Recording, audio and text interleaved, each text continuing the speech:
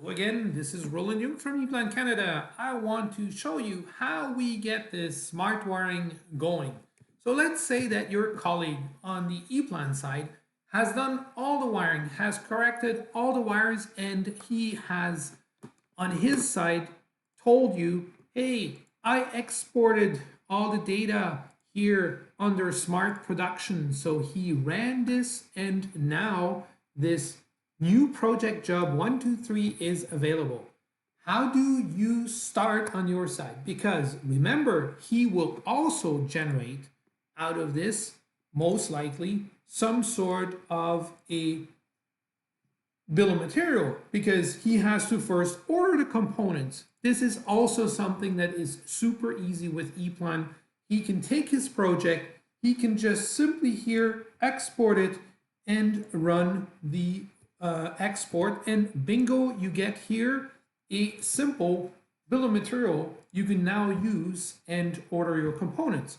So of course this will take some time, and in the meantime we want to start on the smart wiring side. So somewhere there's a smart production running. Put aside the EPLAN, this is just a video here.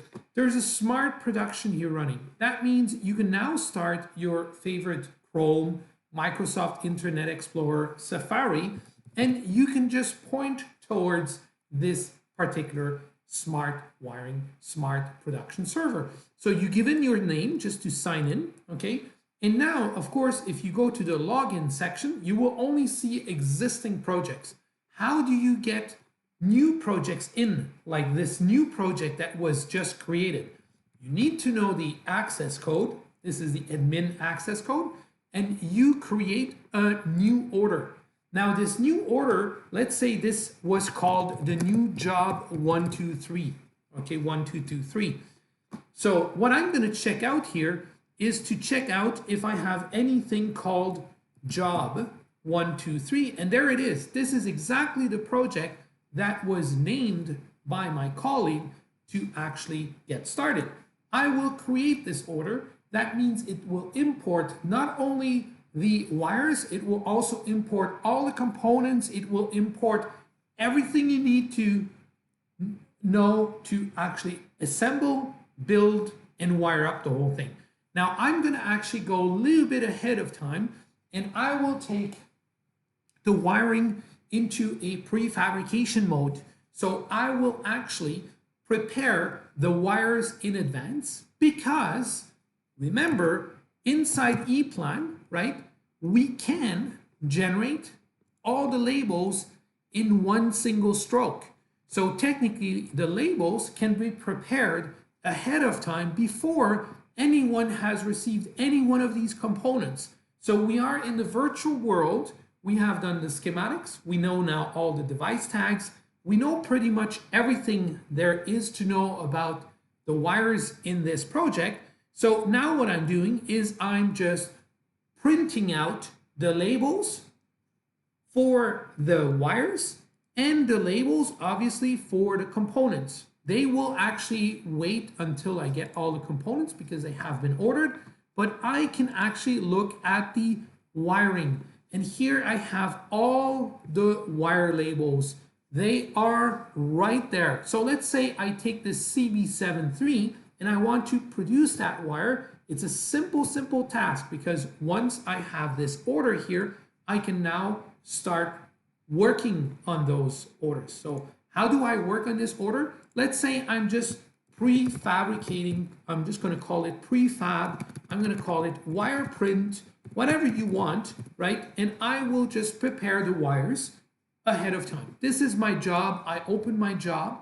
It will read in all the wires and I can start. Now, if I want to, I can start by making a comparison to the wire labels that I have. I can also go the other way around. It really depends. In this case, 34 wires, very easy to find.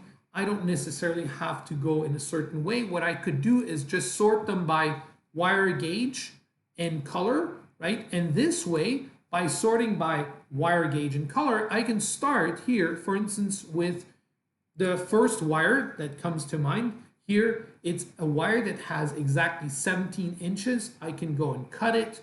I can go and find the label that will go onto it. I can, of course, do all the crimping on both sides.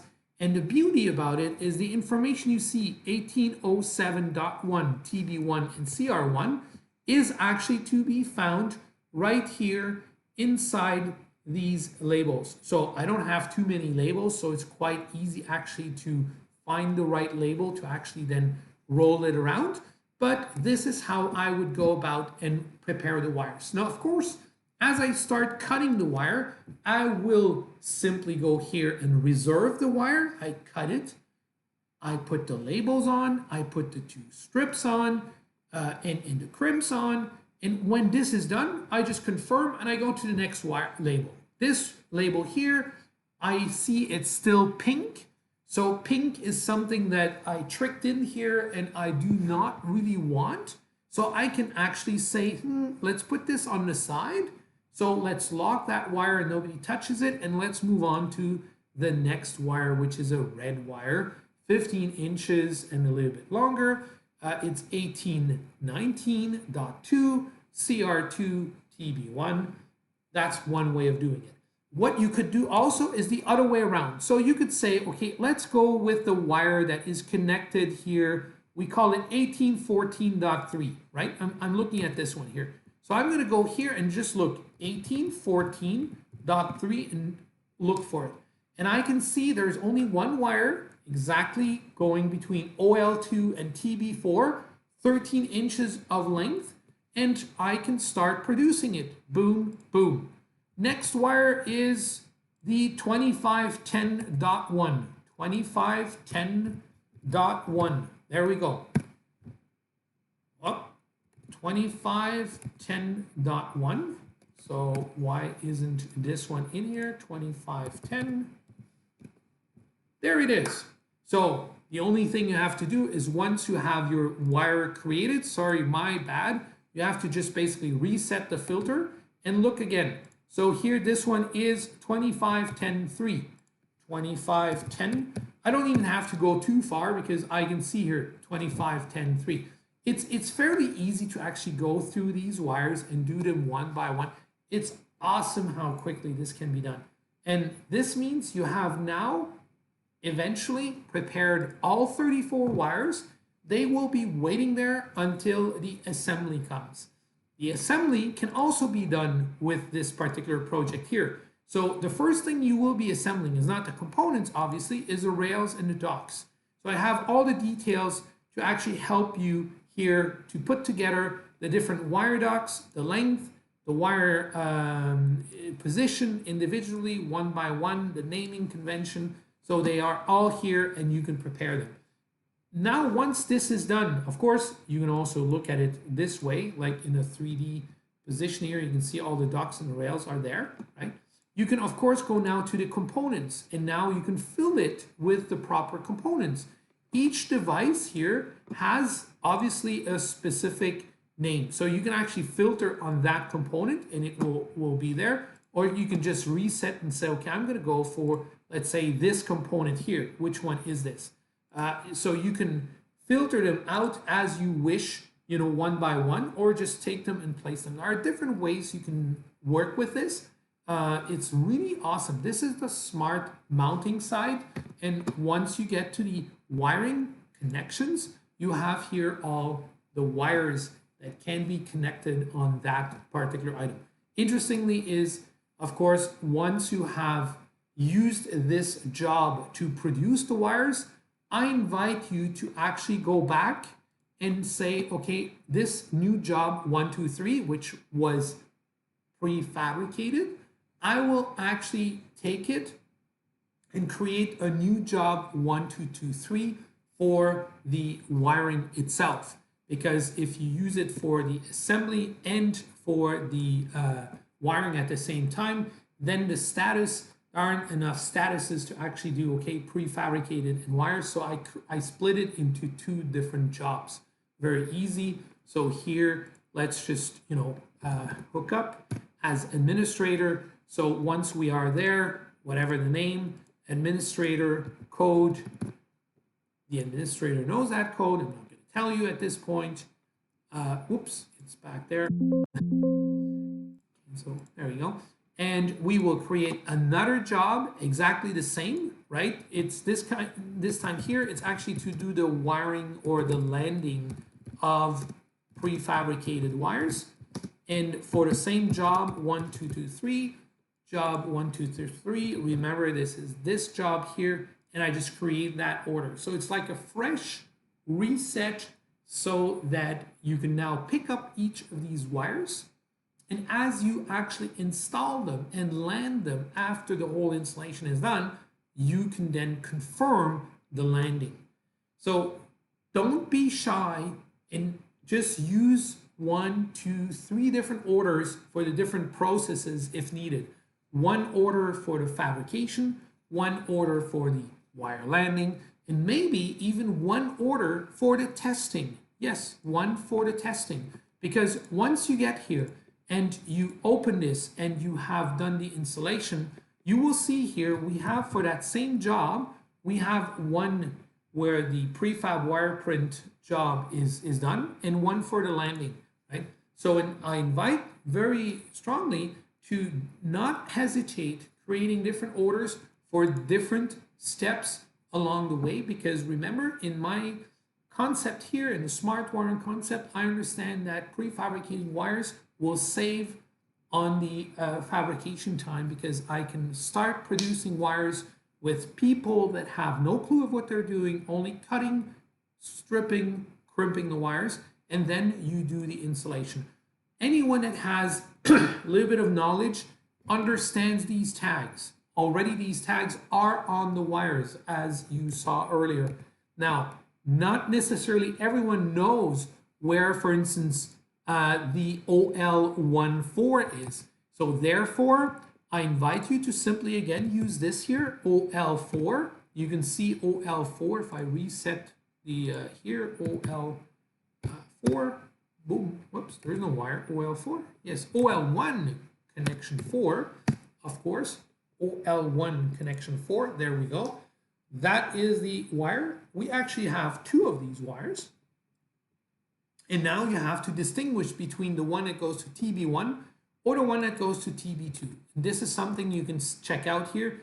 TB1 to 1, TB1 to 1. This is actually the wire you are targeting, and this is the one you want to install. Cool. And of course, as you install first end, second end, you just confirm. Really interesting on the installation is if you ever have a torque setting, you can see that torque setting here, and you can also assign it. Another thing that is also interesting I have not mentioned while you actually produce the wires, you can use this small item here that actually references to how the wire goes out of the component. So it actually tells you how to wrap around the wire around this, right? So, and it also tells you exactly how to route through which cable dock we want you to route to that particular terminal. If you have any comments, because you think it might actually be smarter to wire up to the bottom of that terminal, because remember, we actually go up, go down, go all around and go up there. Now, maybe in your case, you would prefer to say, actually, why don't we shortcut in here and go straight in the box here? What you could do is just lock down the wire and then simply put in a comment and say, on TB, this is TB1, connection 3, right? Why not use the 2 connection, bottom connection? And if that is the case, you can actually just mark it up here as a question mark, close it up, send it, and whoever here, email, send it right away to who's responsible for this, and bingo, it goes out to those people. An awesome way to handle this. This is just amazing. Of course, here my email was not set up because unfortunately I did not do this on this one here, because it's a setup you can do on the server itself for Smart Production. If that would have been done, the email is out. But at any point in time, one can come back, look up who did the comment, Roland, when I did it, 1970. I have to check my dates, not proper on that particular computer for some reason. I have to check it out. Close to my birth, just a few weeks later. So anyways, interesting, right? And on top, if one actually wants to check out the schematics, it is also possible. In this particular case, the schematic goes and runs between two different pages. This is why we actually show you maybe or eventually two different pages. This is really a cool feature, smart wiring. So don't worry, very easy. Once the project is started, anyone can actually start using it. You can be two people at the same time working on it. You do have the option here on the left-hand side if you want to actually check out for cables. If there are some, there are different panels you can check. It's quite complete in this particular case here. So please take a look and ask your EPLAN specialist to come and show you how that works. Thank you. This was Roland from EPLAN Canada.